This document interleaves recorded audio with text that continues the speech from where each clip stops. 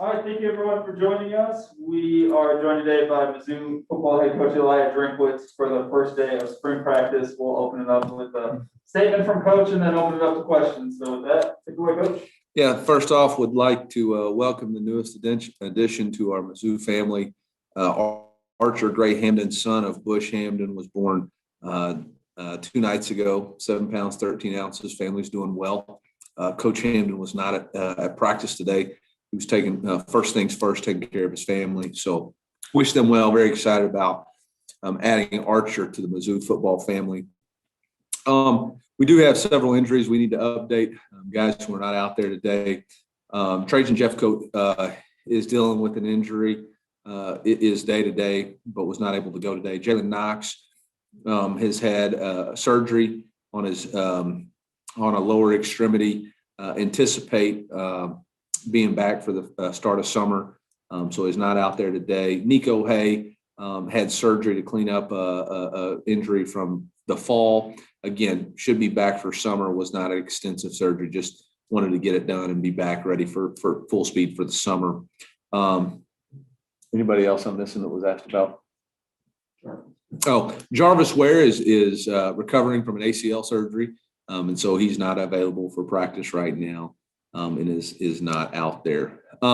We are excited as part of continue to try to unite the spirit of Missouri and really engage the fan base. We want to open spring practice on March 6th, 13th, and the 20th for a spring game. It's going to be an awesome opportunity for people to come and watch our football team, to get a chance to be around and cheer on in a COVID-friendly environment. Obviously, we'll utilize Faroe Field and all of its spaces. Also an opportunity for people who are wanting to buy season tickets to get a chance to see the stadium and see where they could potentially purchase those tickets and really need to get all of Mizzou back behind us right now, and really excited about extending that opportunity to them. So open practices on March 6th, 13th, and 20th. Had a decent day today. Again, it was just a day. It was just a start.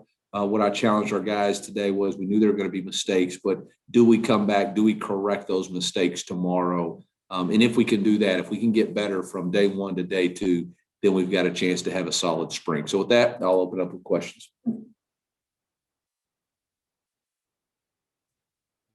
All right, no questions. Y'all been great.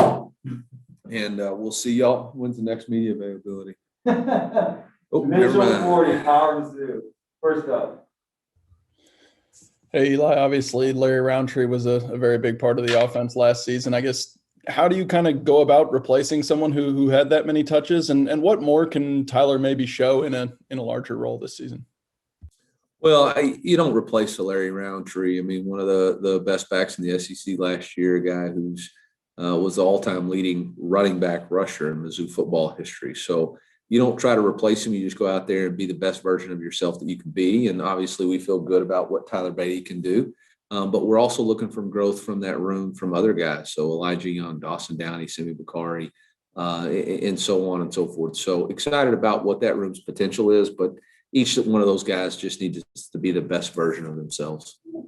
Keep it rolling, Power Mizzou, Gabe Young. Yeah, Eli, I'm going to assume that you had probably talked to him a few times before, but what's it like just getting Coach Fletcher in town yesterday and then immediately out on the field and just getting new guys kind of working together?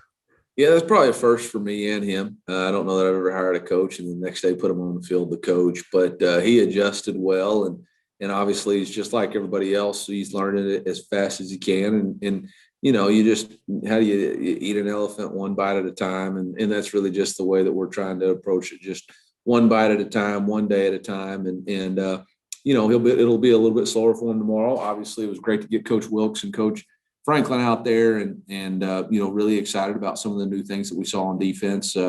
Obviously, they're got a long way to go, and that's why we wanted to get started with spring football, so those guys can implement their schemes and then obviously make corrections. Dave Maddox, St. Louis Post-Dispatch.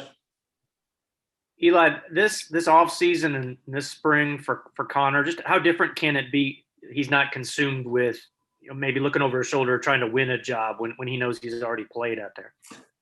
Yeah, I mean, I think it's an opportunity for some major growth, one in leadership and commanding the team and knowing that it's his football team and his offensive side of the ball. And then two, just making sure he understands concepts and knows how to play the play within the play. Like, today he asked me about a specific way he wanted to run the play. And like I told him, I buy the groceries, he cooks the meal, so I'm just giving him the recipe and what he does with it's up to him. Eric Long, Columbia Daily Tribune. Hey, Eli, I saw once again this year the new guys have to earn their numbers, and there was the speed bag out there that said all in and all that. Can you just walk me through why those things mean so much to your program, just continuity-wise, that those guys have to earn their numbers and just to have those traditions?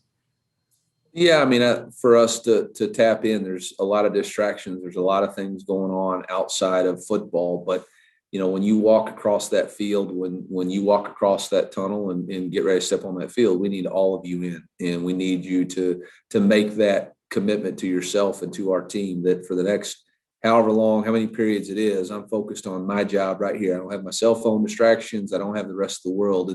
It's football. And then, nothing's given. Everything's earned. I think the foundation of the state of our state, Missouri, is hard work, putting in hard work, being blue collar. We're not asking for a handout from anybody.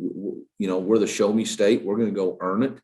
And so these guys, it's not a negative or anything. It's just when my position group and my position coaches feel like I've earned and done enough for the University of Missouri football, then I'll have earned my number.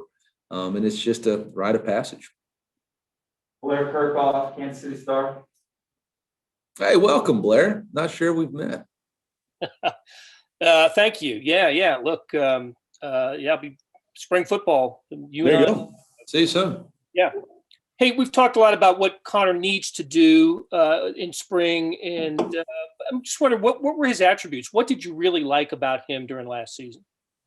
Well, obviously, I think he showed great toughness, in the pocket, specifically when you go back and look at the games like, Arkansas got knocked in the knee on maybe the first play of the game. LSU got hit several times and made some key plays with his feet. Georgia got knocked in the back of his head. But he shows great toughness, preparation. He spends the extra time learning, decision-making with the ball in his hands. Is not a turnover-friendly quarterback, meaning he doesn't turn the ball over at a rapid pace.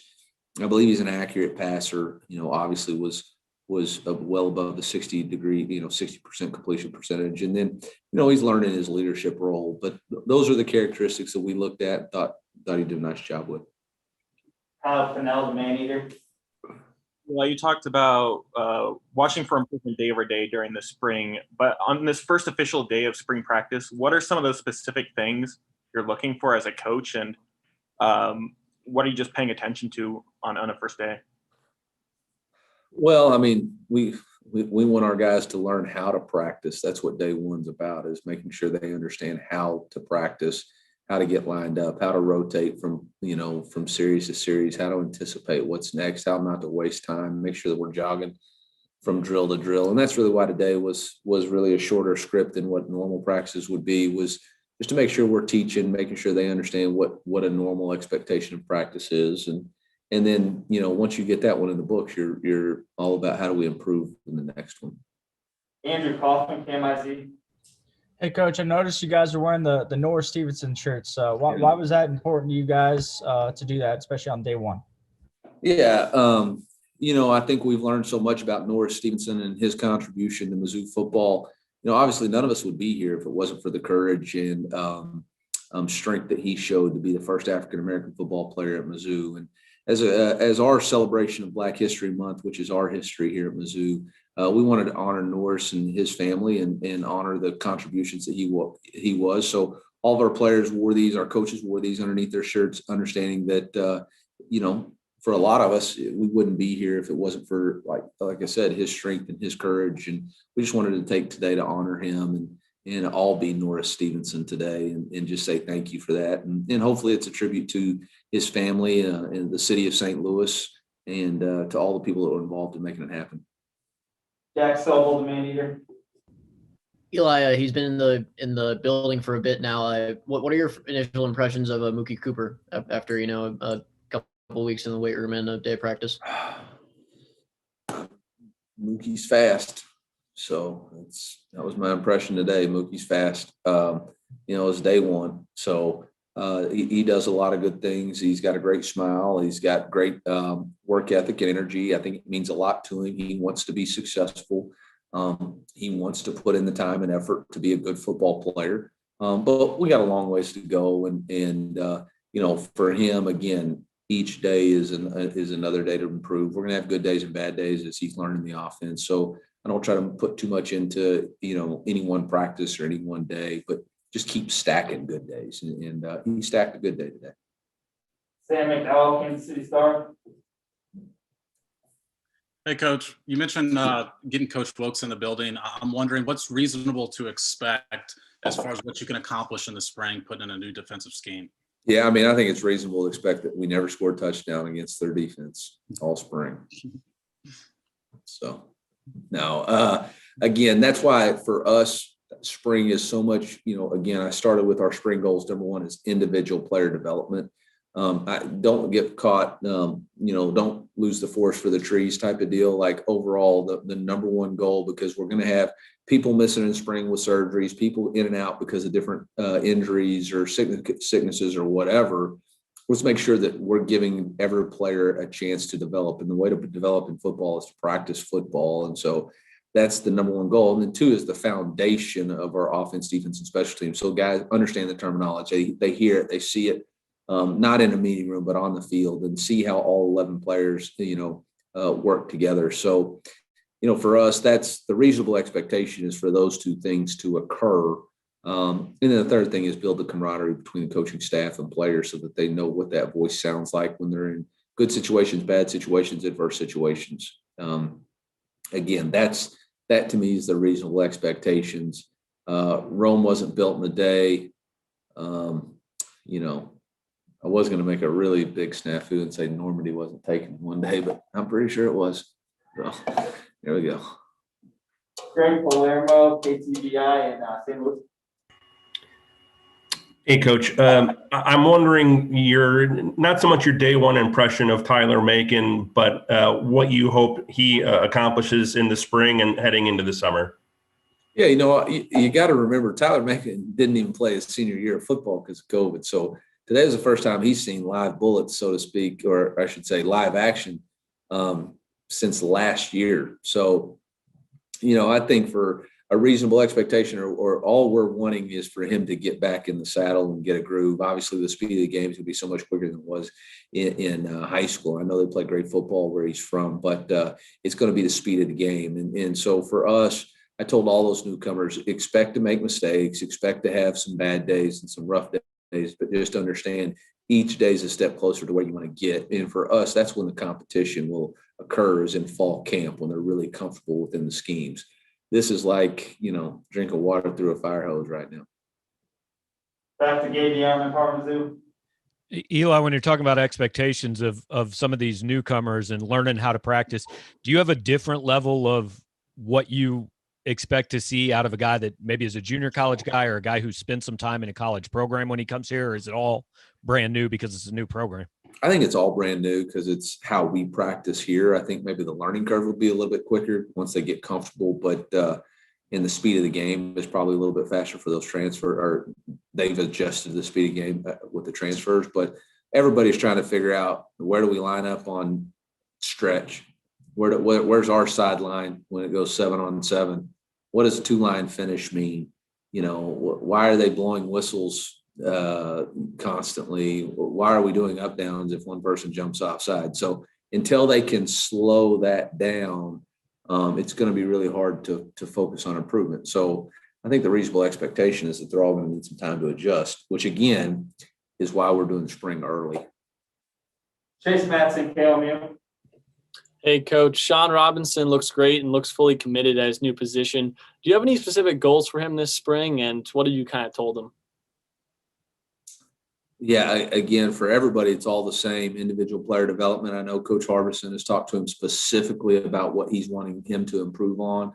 But we want him to improve, obviously, his fundamentals and techniques. And obviously now he's backpedaling from the ball instead of necessarily catching the ball and making the defense move. So there's going to be a learning curve there, but there's no doubt he's fully committed. He's lost 9 pounds during the month of February to try to get his body in the shape that he wants it to be in. So we're really pleased with what Sean's going to do, and realize the same thing. We don't want to put undue expectations. And I know, for y'all on media, you gotta write stories and all that, but none of these guys are all pros today. There's going to be a process, and we all want it to happen. I know we got Instagram and Insta meal and all that.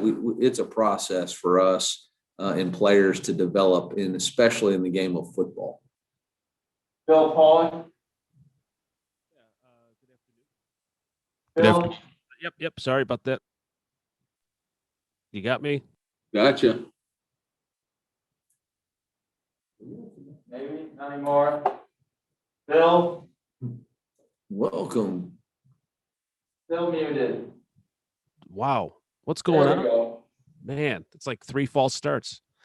Well, that's kind of a perfect timing for my question. I know you said not many battles are going to be decided now in spring camp. But are there things that you look for in players that could maybe hurt them in the fall? And I'm talking about just in terms of attitude, the way they approach things, that type of stuff here in spring practice. Yeah, I think Coach Saban said it best.